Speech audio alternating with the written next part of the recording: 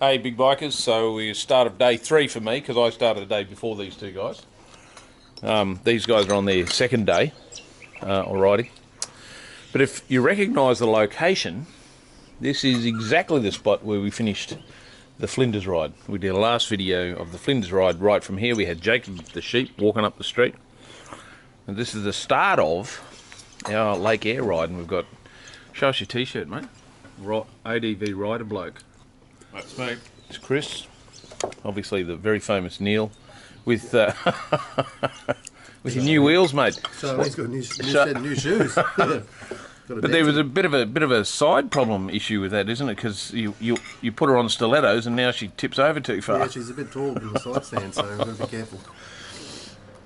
And then you, of course, on your new 790, Ben Kingsley, obviously.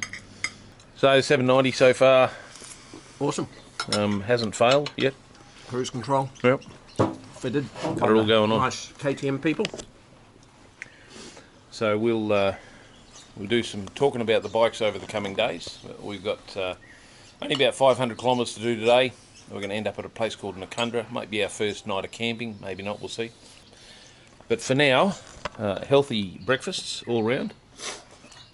Coffee. Mate. Heart stopping already. And all the bikes are loaded and ready to go. So we'll talk from the highway.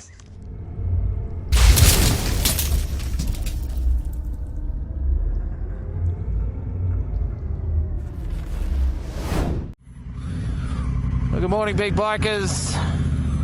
Might be a bit muffled. I've got a bandana over my mouth. So here we all are. All of us just refueled.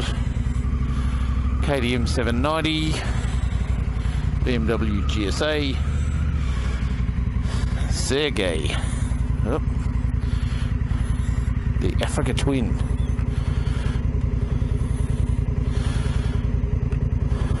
Now, it's not particularly cold. In fact, it's saying it's 16 degrees.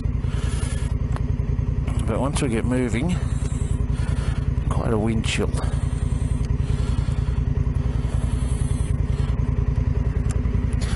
All right,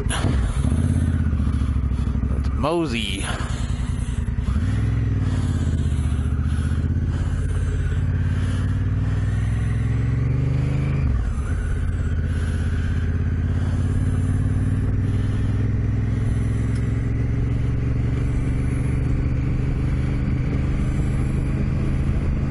Trackers are on,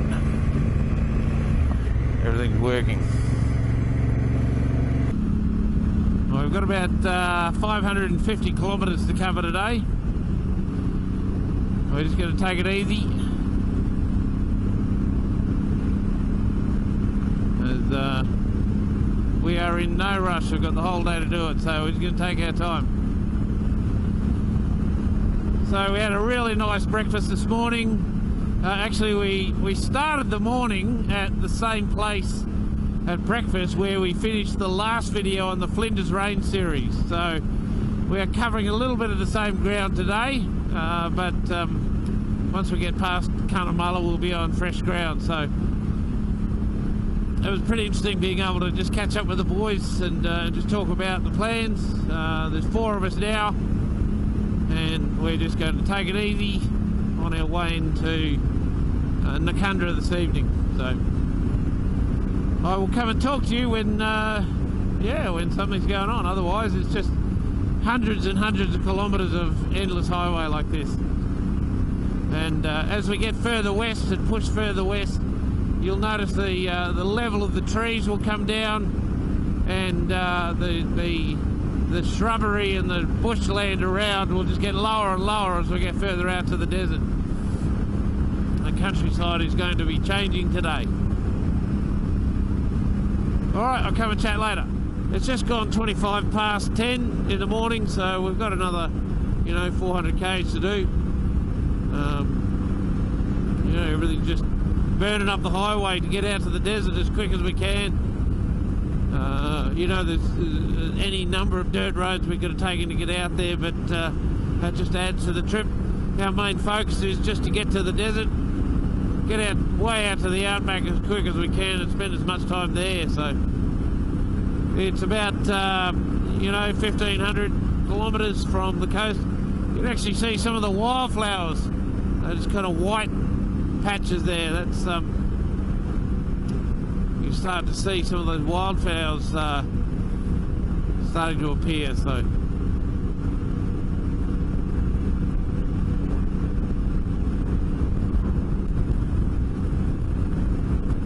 trying to give those big trucks as much room as we can, so they don't have to drop some wheels off the road on their side and then shower us with rocks. So we stick over to the left, and so these guys don't need to get off the road. More for our benefit than theirs. We're going to refuel at Cunnamulla, and then we've got Thargominda. We might stop for lunch. Depends, and then we'll run through to Noccundra. We'll see if they've got any cabins, and if not, we'll camp. Alright, like I said, we're probably best part of 950 kilometres from the coast, and we're still probably another 500 kilometres from the edge of the desert, so we'll get most of that done in the next day and a half. So Chris has got this flash new KTM 790, and whilst it's a sexy looking beast, the only thing that it attracted was middle-aged balding men. It was pretty much how it was the whole trip. Whenever we stopped, motorcycle enthusiasts would come up and say, "Oh, is this the new 790?" So it was pretty funny. And we met this guy at Cunnamulla who was a KTM fanboy as well, so we had a bit of fun. Just need to see the shirt just for people to understand why he stopped to talk to Ben Kingsley. We're brothers. Yeah. Hey, come on. Orange. Because I've got a Super Duke and a 990. Oh, yeah. And they reckon the power delivery is similar to that. I don't know, I've never ridden one. Great motor, but it's more of a sports bike. Yeah. No, it's cool. At least Anyway, look, I can't. We've been here 3 hours already, so I can't stay any longer. But thank you for your time. you're on your KTM, eh? You're riding? No, I'm I was going to say 3 hours. You're probably getting something fixed, are you? See ya. As you said, could have been worse. Could have been a BMW T-shirt.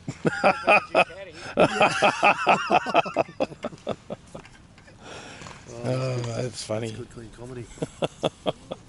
So here we are at Cunnamulla. I'll show you the Cunnamulla fella. There's a famous song. It's basically all it is. It's basically a statue about a song. That's it. That's the Cunnamulla fella. I'm a scrumper runner and a breaker too. Cunnamulla I fella. live on damper and wallaby Yep. stew. I've got a big cattle dog with a stag. I'll put a bit of the Cunnamulla song in there, see if I can get away with it without too much copyright infringement to see. Maybe put a link in the description or something. Anyway, we're just waiting for the other Chris to turn up. We just stopped to get some fuel. Rode off and left him, so we're just hoping that he's coming around the corner soon, not gone the wrong way. There's only one way to go. Okay.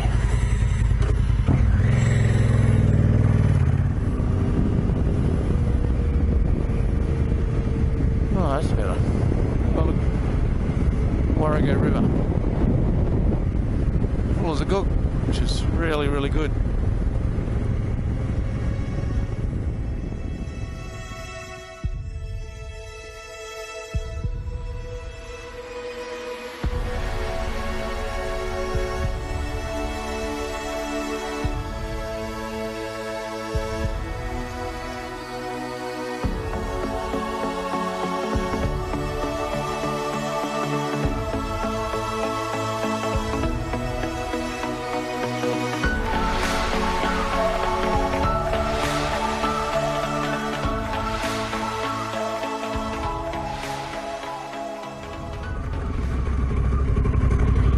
Oh, the shearing shed.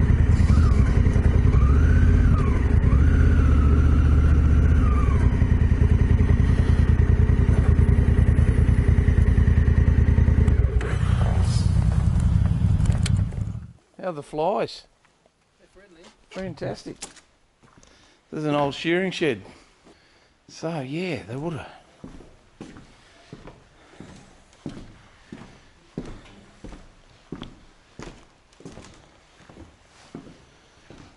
Yep, all the clippers aren't there. But they would have brought the sheep in. Oh, the goats. There's goats out there. Let's have a look at that.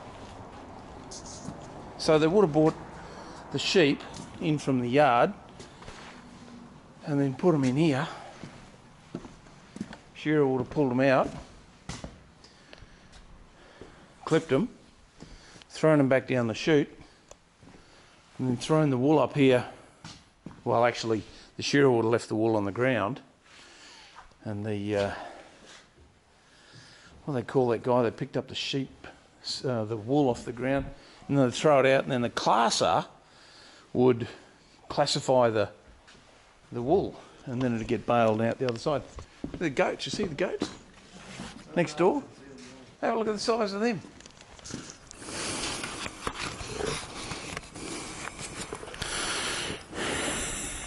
That's why it's a good idea, because of the flies. I don't know if you can see them all. It's a good idea to keep riding while you can. So that's an old shearing shed.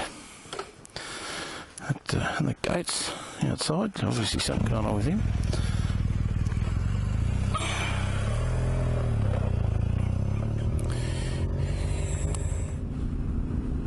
$140 k's to Noccundra. We're just leaving Thargomindah. 130 k's. We're just having a chat over lunch or over a beer. So we decided what we're going to do is we're going to go to Noccundra. The pub there does the best hamburgers. Absolutely fantastic. We're going to have hamburgers there, fill up with fuel, and then instead of spending the night there like we'd initially planned, we're actually going to keep pushing down the road a bit and see if we can find a nice little creek with lots of firewood and stuff to camp beside. So that's going to be our plan. So look at the dust. Look at the dust coming off this thing. He's got a couple of wheels, and rightly so. He's staying out of the, allowing us to stay on the road. He's not kicking up too many rocks, so that's good. There's a slight breeze off to the right, so it's just, I don't know, I love it out here. I don't know what it is. You come over a rise like this and the whole country unfolds in front of you like that. Just amazing. We're still 500 kilometres from the edge of the desert. Amazing.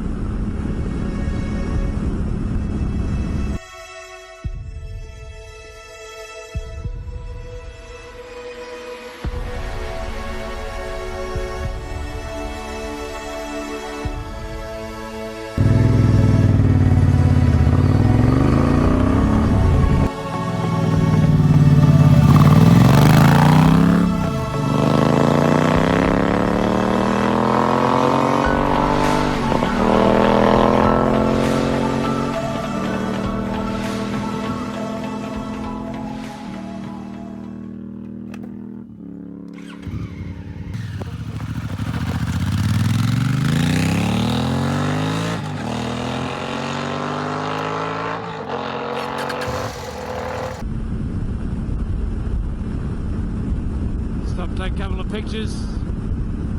There's long stretches of road.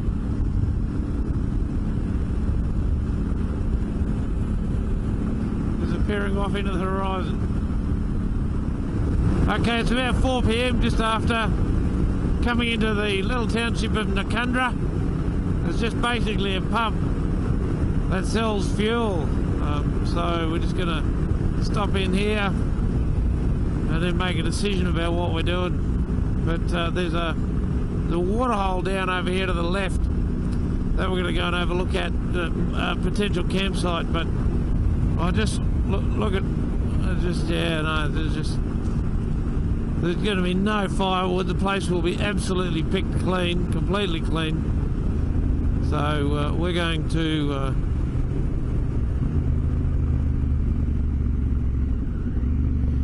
Go to the Noccundra waterhole.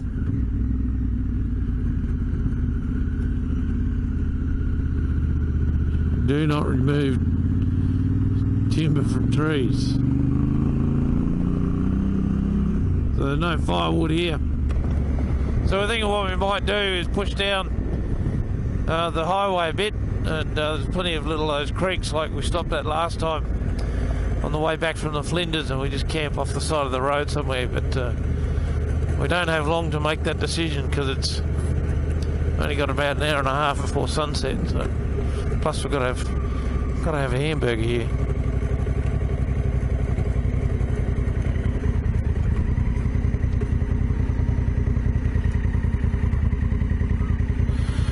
That's the Noccundra waterhole. Very, very famous old livestock stop point, this one.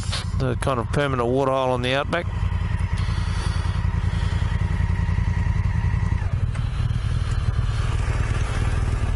Let's have a chat with the boss.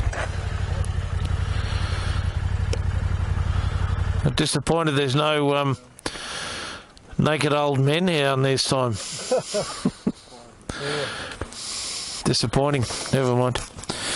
So we've got about an hour of light left. Hour and a half. But I was looking at the map as we were riding along. There's plenty of those little creeks, you know, like we crossed up here with all the firewood and trees and everything on them. Plenty of those that way. Yeah, just out here. Yeah. So if we go and have something to eat, push down. Yeah. This place is going to be peak. Yep. Too many old nudists. Yeah. Oh, the place has been picked clean, and there's even signs saying don't take timber off the trees. Yeah. I don't know where else you're supposed to get it. Off the ground. Only supposed to pick it up. Yeah, but the place has been picked clean. It's over to the pub.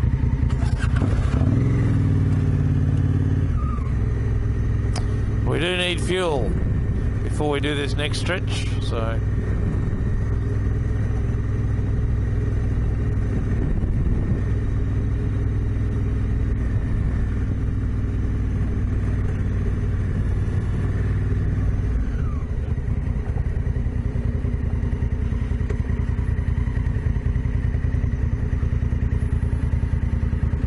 Actually,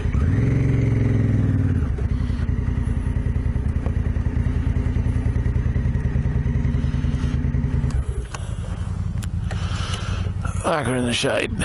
Alright, this is our chosen campsite for the night. We made it to Noccundra.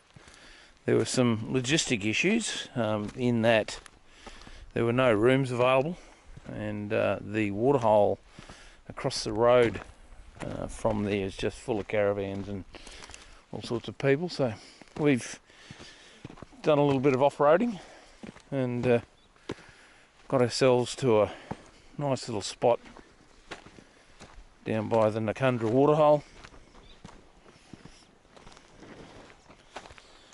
Beautiful sort of beigey colour. I don't think anyone will be bathing in there, but you never know. Time to set up camp, and as BBA camping rules apply, 100 metre separation mandatory. Good job, mate. You've watched obviously some BBA videos. Get yourself 100 metres away, right? He's probably 85 metres. All right, get this new tent out and see what that's like. So the funny story from today was that Neil and I had been promising both Chris's the best hamburger in the outback. At Noccundra, they basically make their own buns, they make their own butter, they just do everything themselves, and the hamburgers are sensational. Unfortunately, they only do the hamburgers at lunchtime, which stopped at 2. We arrived at about 4:30 by the time we got to the pub. So there was nothing much left for us to do but to have a few beers and then head off up the road. We ended up only about 2 or 3 kilometres away from the pub, but we were far enough away to find a place that had good firewood and level ground, which is what you need for a good campground. Stay tuned, we'll be back for more in the next episode of Big Bike Adventures, Big Trip to the Desert. 2019. It was just too much. Too much. Great way to end a day is sitting around the fire and talking about our motorbike trips.